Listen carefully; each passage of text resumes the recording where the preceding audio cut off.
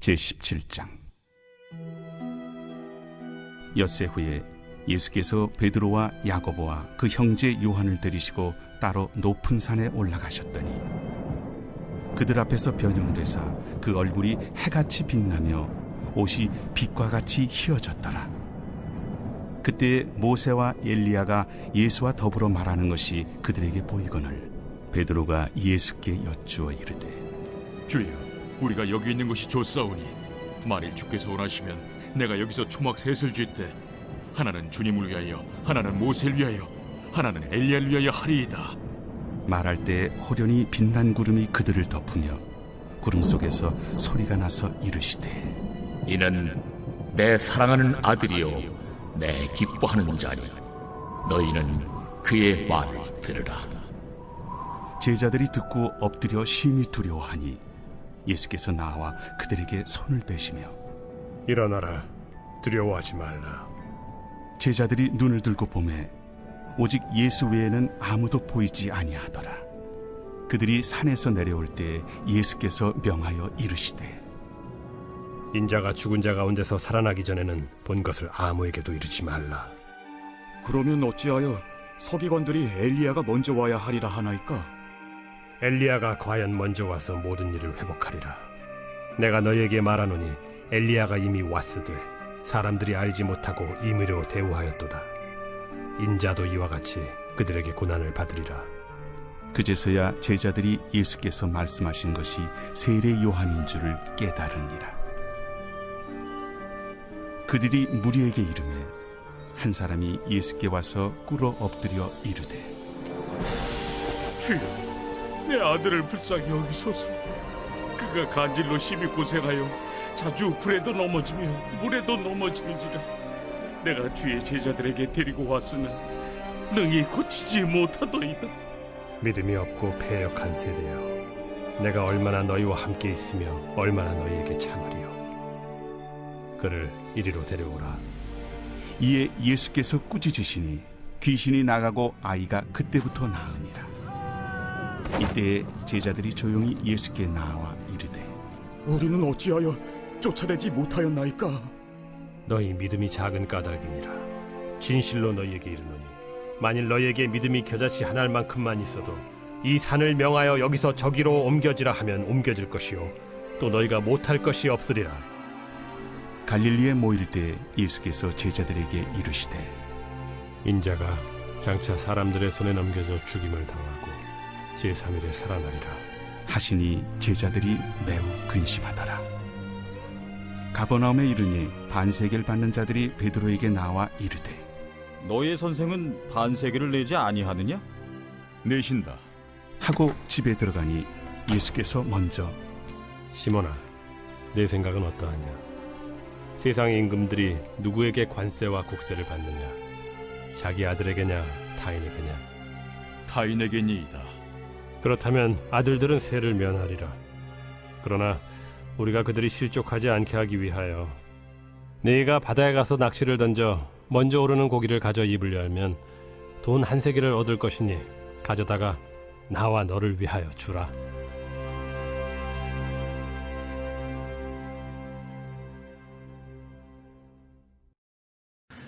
부교육자 시절에 담임 목사님을 모시고 여러 목회자들과 함께 예배를 드리러 간 적이 있습니다. 사회를 보셨던 목사님이 주일날 예배를 마치고 나면 항상 했던 멘트와 같이 우리가 기쁨과 즐거움으로 주님께 영광의 박수를 돌리겠습니다. 그리고 모든 예배를 마쳤습니다. 그런데 그곳에 있었던 담임 목사님을 비롯한 모든 교육자들과 함께 예배 참석했던 성도들이 일순간 얼음이 됐습니다.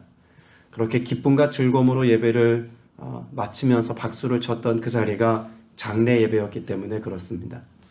장례 예배 때 기쁨과 즐거움으로 영광의 박수를 돌리겠습니다라는 말은 합당하지 않은 말이겠죠. 만일 결혼식에서 누군가 막 대성통곡하고 울고 있다면 사실 그 사람을 가리켜서 뭐라고 말해야 하겠습니까? 참 분별없다라고 말하지 않겠습니까? 성경에 등장하는 예수님의 제자들이 때로 그런 모습들을 종종 보이곤 합니다. 오늘 우리가 읽은 마태복음 17장에 있는 베드로를 비롯한 변화산상에 있는 예수님의 제자들, 여러분, 이들의 모습이 어쩌면 이와 같은 모습이라고 말해야 옳을 것입니다. 마태복음 17장에서 예수님은 변화된 모습으로 모세와 엘리야를 만나셨습니다. 그 만남의 자리에서 예수님이 나누셨던 구체적인 대화의 주제가 무엇이었을까요? 성경에서 예수님께서 이곳에서 어떤 말씀을 나누셨다라고 구체적으로 설명하고 있지 않기 때문에 우리는 구체적인 내용에 관해서는 알 수 없습니다. 그러나 적어도 예수님께서 마태복음 16장과 17장에 걸쳐서 계속해서 말씀하고 있는 일관된 주제를 생각한다면 변화산상에서의 예수님의 대화 내용도 이와 무관하지 않았을 것이다 라고 여길 수 있습니다. 마태복음 16장 말씀에 보면 예수님께서 제자들에게 비로소 말씀하신 것이 있습니다. 예수님께서 무엇에 관해서 말씀하기 시작하셨을까요? 예수님이 십자가에서 죽으실 것과 3일 만에 부활하실 것에 관하여서 말씀해 주기 시작하셨습니다. 그래서 마태복음 16장 21절로 22절의 내용이 그런 내용들을 포함하고 있죠.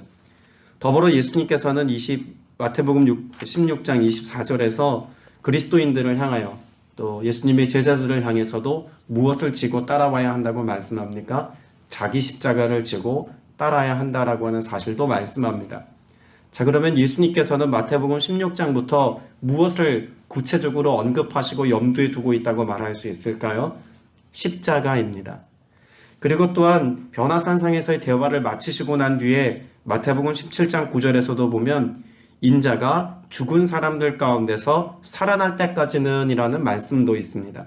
그러면 예수님은 지금 십자가와 함께 무엇을 말씀합니까? 십자가의 죽음과 함께 부활에 관해서도 말씀하고 있다는 것을 또 알 수가 있겠죠. 예수님의 대화 주제는 지금 십자가와 부활에 초점이 맞춰졌다는 것을 지속하여서 언급하고 있습니다. 그러면 예수님께서 베드로와 또한 요한과 야고보와 함께 변화산상에 올라가서 예수님이 지금 대화 나누는 모습을 보고 있을 때 예수님이 십자가의 죽음에 관해서 또 그 영광스러운 부활에 관해서 이야기를 나누고 있다면 사실 제자들이 제일 먼저 지금 직면하고 있는 감정은 어떤 감정입니까? 슬픔이어야 맞습니다. 예수님의 십자가 죽음과 고통 앞에서 그들이 함께 아파할 수 있어야 하고 또 더 이상 예수님과 함께 할 수 없다는 것에 대한 그런 마음으로 인하여서 그들은 사실 정서적으로 지금 환희에 차거나 기쁘거나 즐겁거나 할 수 있는 그런 상황이 아니라는 것이죠. 그런데 십자가를 목전에 두고 계신 예수님 앞에서 제자들은 예수님께 어떤 제안을 합니까? 3절 말씀에 보면 모세와 엘리야가 그들에게 나타나더니 라고 하는 이 모습 때문에 베드로가 예수님께 이렇게 이야기합니다. 우리가 여기 있는 것이 좋습니다. 그리고 초막 셋 짓기를 원하죠. 예수님 위해서, 모세 위해서, 엘리야 위해서 그 초막 셋 짓기를 부탁드립니다. 그러면 적어도 제자들의 눈에 비친 오늘 변화산상의 예수님의 모습은 꼭 잔치자리와 같은 곳에 계신 예수님의 모습으로 지금 보고 있는 겁니다. 그러나 지금 예수님께서 준비하고 계신 것은 무엇입니까? 장례식입니다. 제자들의 지금 반응도 예수님의 장례를 준비하는 자답게 지금 행동해야 옳을 것입니다. 그리고 예수님께서 지금 말씀하신 본질의 내용을 잘 파악하고 여기에 반응해야 옳습니다. 예수님은 애초에 스스로 십자가를 지시는 자리로 나아가시기까지 죽음의 자리를 향해 나아가고 계십니다. 그래서 예수님께서 제자들에게도 무엇을 당부하셨습니까? 이미 앞서 제가 말씀드린 것처럼 마태복음 16장 24절에서 누구든지 나를 따라오려거든 자기를 부인하고 자기 십자가를 지고 나를 따라와라 라고 하는 것을 말씀해 놓지 않았습니까? 그런데 제자들은 장막을 짓겠다고 말씀합니다. 저는 장막을 짓고 여기에 머물겠습니다. 여기 있는 것이 좋습니다. 라고 하는 말은 무엇일까요? 우리는 여기에서 이 영광스러움을 맛보고 여기에 멈춰서도 좋겠습니다. 라는 말입니다. 근데 애초에 주님은 그런 장막을 세울 것에 대하여 말씀하지 않았습니다. 제가 십자가를 지고의 의미를 종종 말씀드리지 않습니까? 십자가를 진다는 것은 무엇을 무너뜨리는 것입니까? 나를 안정적으로 지켜주는 장막을 무너뜨리는 것입니다. 그 내 집을 바치고 있는 기둥을 뽑아서 장막을 무너뜨리고 그래서 그 기둥을 지고 주님을 쫓아가는 모습이 자기 십자가를 지고의 의미라고 제가 말씀을 드리지 않았습니까?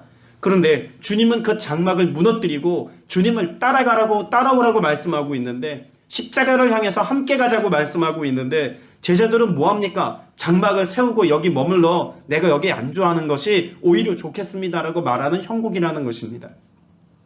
자, 그러면 오늘 그리스도인들의 삶에 관해서도 우리는 생각해 보아야 합니다.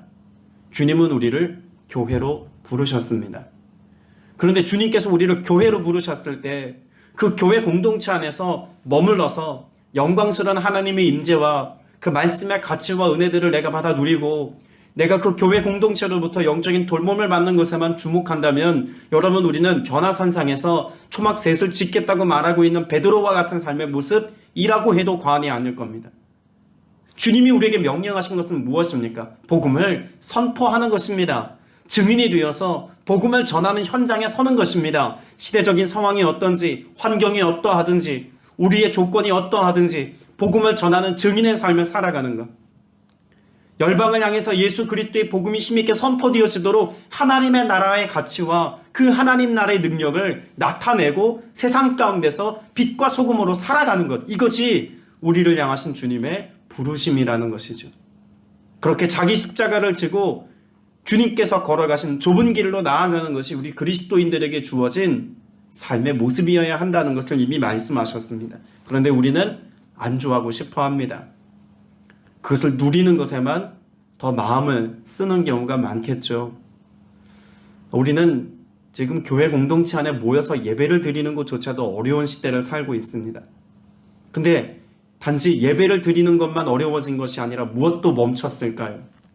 복음을 전하는 것도, 또 선교하는 것도, 선교사님들을 후원하고 섬기는 것도, 복음을 전할 수 있는 그런 영적인 가치를 우리의 마음에 담고 이를 위해서 같이 고민하고 기도하고 동력하는 것도 어쩌면 함께 멈춰서 버렸는지도 모르겠습니다. 오늘 저와 여러분이 그 어떤 시대적인 아픔 앞에서도, 그 어떤 위기 앞에서도 예수 그리스도께서 우리에게 말씀하신 것과 같은 십자가로의 삶, 복음의 증인되어 살아가는 삶, 안주하지 않고 나아가 선한 영향력을 끼치는 그런 빛과 소금의 역할을 감당하는 삶, 여러분, 이것에 있어서 중단 없는 그리스도인으로서의 삶을 결단하고 살아내고 또한 이것을 누리며 사는 저와 여러분 다 되시기를 주님의 이름으로 축복합니다. 여러분, 베드로가 지금 주님께 이와 같은 말씀을 아뢰고 있는 가장 중요한 이유 중에 하나는 베드로는 주님의 뜻보다는 감정이 앞섰기 때문이다라고 보통 이해를 합니다. 어느 정도 동의가 되는 내용이지 않습니까? 베드로가 그 앞에서 변화된 예수님의 영광스러운 모습, 여러분 그 환희에 찬 그 모습을 보면 아마 천상의 예배를 드리는 모습같이 느껴졌을 것입니다. 그러니 당연히 이와 같은 고백을 하는 것도 무리는 아니죠. 그러나 감정과 경험보다 앞서야 할 것이 있다면 무엇입니까? 앞서 마태복음 16장에서 주님이 말씀하셨던 말씀입니다. 그 말씀 안에서 감정이 반응하고 그 말씀 안에서 은사가 나타나고 그 말씀의 능력이 우리의 삶 가운데 드러나게끔 하는 것이 우리의 삶의 신앙의 태도이어야 한다는 것이죠. 말씀을 배제하고 감정과 경험만으로 살아간다면 여러분, 우리의 신앙의 가치는 본질에서부터 벗어날 수 있습니다. 주님은 오늘도 우리에게 말씀하고 계십니다. 그 말씀 안에서 우리의 삶에 경험되어지게 하시는 응답과 은혜와 축복과 기적, 여러분, 이것을 우리가 경험하고 나아갈 때 하나님의 뜻이 이루어지는 기쁨을 누릴 수 있는 것입니다. 예수님이 그러지 않았습니까? 예수님이 변화된 자신의 모습에 도취되지 않았습니다. 예수님은 여전히 무엇을 그리고 계십니까? 십자가를 보고 십자가를 그리고 계시다는 것을 알아야겠죠. 이게 본질입니다. 주님이 이 땅에 오신 목적, 그 본질에서 벗어나지 않는 삶, 그것이 십자가로의 삶이었습니다. 그리스도인들이 본질을 따르는 삶, 역시 십자가를 향하는 삶 아니겠습니까? 사람들의 비난, 사람들의 손가락질, 이런 것 따위가 중요한 것이 아니라 하나님의 선하신 목적을 이루기 위하여서 우리가 어떤 삶의 결단을 가지고 나아가는지를 말씀 안에서 답을 찾아야 합니다. 최근에 아내가 아이들과 함께 처가에 다녀왔습니다. 가평이라 거기에 아마 밤에 불꽃 축제하는 그런 야간에 공원 같은 데가 있었던 모양입니다. 잘 꾸며진 그 공원에 불꽃 축제를 이렇게 막 하면서 그 공원 안에 있는 예배당을 아마 이렇게 잘 장식을 해놓았던 모양이에요. 성전이 아마 관광지에 있는 그런 공원 안에 있는 교회니까 예배를 드리는 것이 목적이 아니라 아마 그냥 그렇게 모양으로 만들어 놓았던 모양입니다. 그런데 사모는 그 밤풍경과 그 불빛과 여러 가지 모양이 그곳에서 꼭 기도하고 싶다는 마음이 들어서 거기에서 무릎을 꿇고 기도를 드렸는데 사람들은 죄다 사진 찍겠다고 줄을 서 있는 그런 상황이었습니다.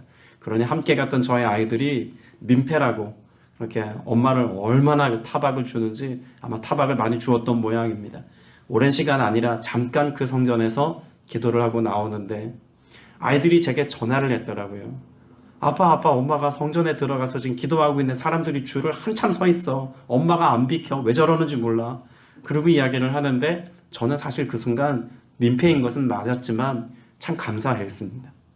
아무리 모형으로 만들어 놓은 곳이라고 할지라도 그곳이 성전 되게 했던 그 모습을 적어도 주님은 기뻐하시지 않았을까라는 생각이 들었습니다.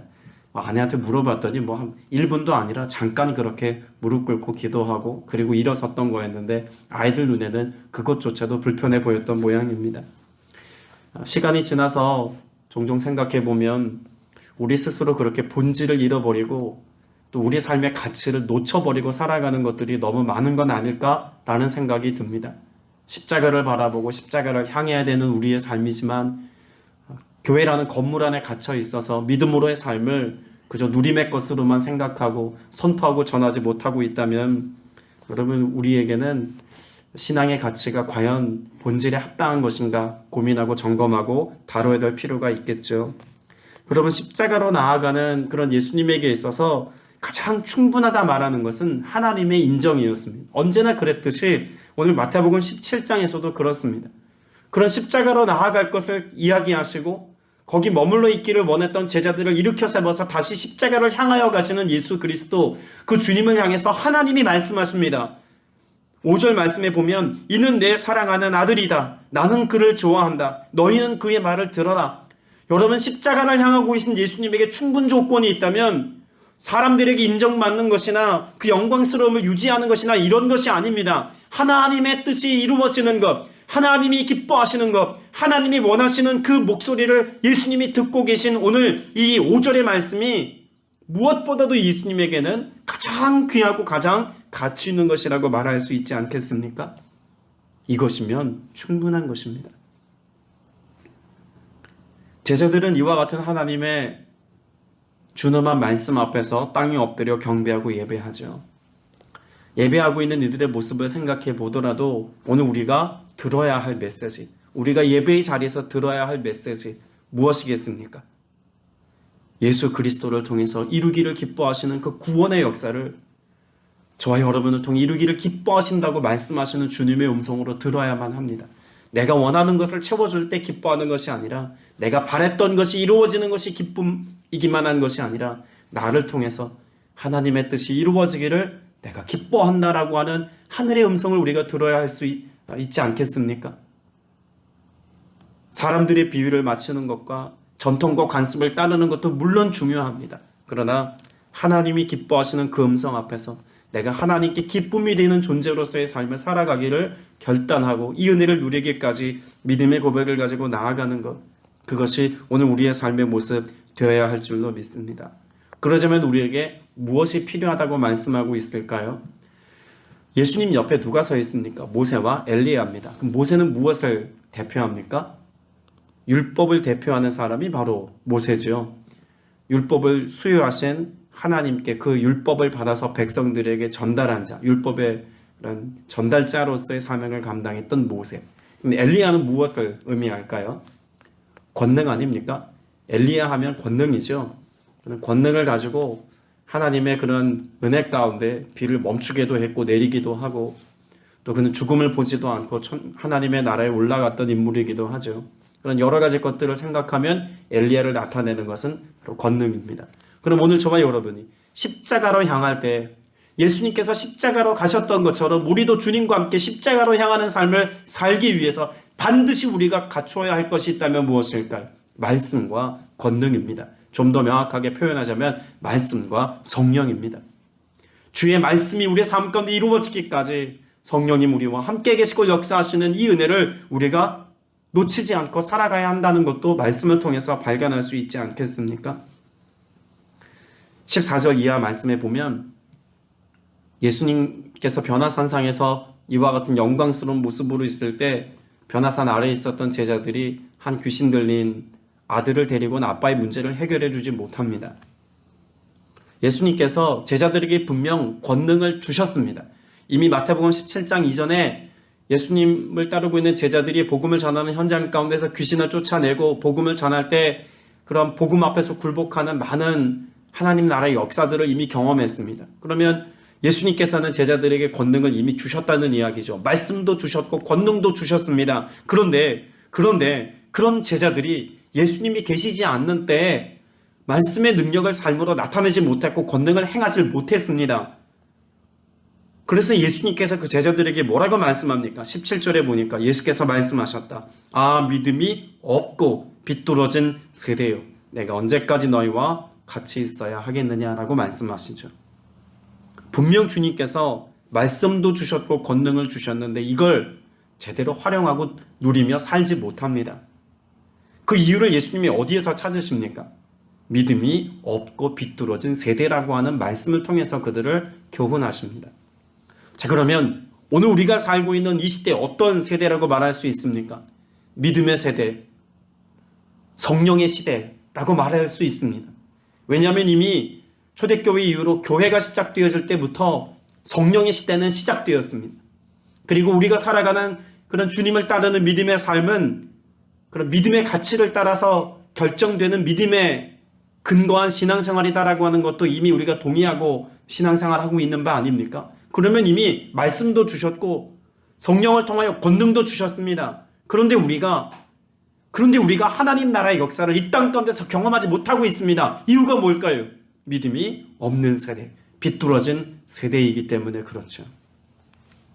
믿음이 겨자씨만큼만 있어도 그 권능의 역사는 나타난다고 주님이 분명히 말씀하고 있습니다. 나 때문에 우리의 믿음을 늘 점검해 봐야 합니다. 과연 우리의 믿음의 실제, 믿음의 가치가 정말 어떤 정서적인 것에 국한된 것인지, 그래서 사람들이 함께 모이고 공동체 안에서 적지 않은 위로를 받는 것만으로 만족하는 정도인지, 정말 하나님이 살아계셔서 내게 역사하시는 하나님의 일하심을 보기를 원하는지, 여러분 이와 같은 삶의 태도가 여러분 안에 오늘 또 점검될 수 있기를 바랍니다. 그러자면 제가 이번 주일 설교 나누었던 것처럼 우리의 삶의 관점이 항상 어디를 향해 있어야 하겠습니까? 하나님의 시선으로 문제를 바라보고 하나님의 관점에서 문제를 생각할 수 있고, 주님이라면 어떻게 하셨을까 우리의 마음 가운데서 떠올려 볼 수 있는 그런 하나님 관점의 시선과 시력과 시점이 우리의 삶 가운데 필요하다는 것입니다. 그래야 우리의 삶에서 하나님이 기뻐하시는 것이 이것이지, 그래서 하나님이 기뻐하시는 것을 이루기 위하여서 주님의 도움을 구하고 주님의 역사하심을 갈망하게 된다는 것입니다. 여러분 말씀에 보면 20절 말씀에 너희 믿음이 적기 때문이다라고 말씀하실 때 이 믿음의 역사는 무엇과 관련된 것입니까? 우리가 원하는 것이 있는데 그 원하는 것을 믿기만 하면 그것을 하나님이 이루어 주신다, 이런 뜻일까요? 그런 뜻이 아니죠. 앞서 예수님께서 지금 어떤 가치를 가지고 어디를 향하고 계신지를 생각해 보아야 합니다. 예수님의 머릿속에 늘 염두에 두고 있는 그런 가장 중요한 가치가 있다면 무엇일까요? 하나님의 나라입니다. 하나님의 뜻을 이루는 것입니다. 그래서 십자가를 향해서 가고 있는 것입니다. 그러면 주님께서 믿음으로 구하라라고 말씀하시는 것도 내 소원을 이루는 것이 아니라 무엇을 위하여 믿음으로 간구하는 것을 염두에 두신 걸까요? 하나님의 나라가 이루어지는 것과 하나님 아버지의 뜻이 이루어지는 것을, 내가 이것을 믿음으로 받아들이고 이것을 이루며 나아가기를 소망하며 간구할 때 주님께서 그 믿음의 역사를 일으키시겠다고 말씀합니다. 오늘 여러분 안에 하나님이 꿈꾸는 하나님의 역사와 하나님의 뜻이, 그 하나님 나라의 일들이 여러분 안에 깊이 묵상될 수 있기를 바랍니다. 그래서 그 하나님 나라의 역사가 오늘 내 삶의 가정에, 교회에, 우리 공동체 안에 하나님 이루어지기를 원합니다. 이런 거룩한 열정과 열망을 가지고 오늘을 살 수 있기를 바랍니다. 그리고 그 일에 하나님 내가 쓰임받기를 원합니다. 이 일을 이루기까지 주님 나를 거룩한 도구로 사용하시고 깨끗한 도구로 사용하여 주시어서 엎드려 기도하고 간구할 때 주님, 나를 통해서 이 하나님 나라의 역사가 이 어두워진 세대 가운데, 진리가 왜곡되고 비뚤어진 세대 가운데 증명되게 하여 주옵소서. 여러분, 이것이 우리의 간절한 기도가 되어야 할 줄로 믿습니다. 24절부터 27절까지는 사실 성전세에 대한 이야기 같지만, 그리고 예수님께서 물고기 입에서 은하를 꺼내는 어떤 은하 한 입을 꺼내는 놀라운 어떤 기적에 관한 이야기가 아니라 무엇에 관한 말씀일까요? 예수님은 하나님의 아들이시다라고 하는 메시지입니다. 그래서 예수님께서 성전세에 관한 말씀을 하시면서 무엇을 비유하십니까? 왕이 세금을 거둘 때 누구에게 걷느냐라고 질문하지 않습니까? 그러면 아들들에게 걷는 것이 아니라 백성들에게 걷습니다. 그러니까 아들은 세금을 오히려 내지 않죠. 왕자는 세금을 내지 않습니다. 그러면 지금 성전세에 관하여 말씀하시는 예수님의 의도는 무엇일까요? 하나님께서 아들된 예수님께 성전세를 원치 않으신다라는 메시지인 것이죠. 다른 이들이 낼 뿐이지 하나님의 아들이신 예수님이 성전세를 내는 것은 합당하지 않은 일이다. 그러나 그들이 시험에 들까봐, 걸려 넘어질까봐 내가 내야 한다면 하나님의 방법으로 내겠다라고 말씀하고 계신 겁니다. 모든 과정 가운데 예수님이 보이신 것은 기적적인 스토리나 어떤 설명문이 아니라 예수님이 곧 하나님의 아들이시다라고 하는 사실을 말하고 있는 내용인 것이죠. 자, 그러면 우리가 믿을 때 누굴 믿는 것입니까? 하나님의 아들이신, 하나님이신 그분을 우리가 믿고 오늘을 살아가는 것이다 라고 하는 것을 앞선 말씀과 연관할 수 있지 않겠습니까? 오늘 이 하루 우리가 예수님께 기도합니다. 오늘 우리에게 주어진 시간과 모든 것을 다 주님께 맡기고 믿음으로 기도합니다. 여러분, 그 주님이 누구십니까? 곧 하나님이십니다. 우리가 기도하는 대상이 누구입니까? 하나님의 아들 예수 그리스도, 우리의 구원자이십니다. 그 주님께 오늘 여러분의 삶을 맡기고 기도할 때 인도하시고 좋은 것으로 채우시며 만족해 주실 줄로 믿습니다. 기도드리겠습니다. 은혜가 풍성하신 아버지 하나님, 오늘도 주님의 얼굴을 고하고 은혜를 사모하며 깨어 믿음으로 예배할 수 있도록 은혜 베푸신 것 감사합니다. 모인 지체들, 온라인으로 함께 예배하는 지체들, 주님 이들의 삶 속에 주님 역사하셔서 약속 있는 주님의 말씀이 성취되어지는 은혜를 누리게 하시고, 죄악된 세상 가운데 믿음에 관하여 파선한 것 같고 믿음에 관하여 비뚤어진 세대를 살고 있는 이때 우리가 더욱더 믿음으로의 삶을 살아서 하나님 나라의 역사를, 또 하나님의 성품을, 하나님의 영광을 삶으로 나타낼 수 있는 모두가 되게 하여 주시옵소서.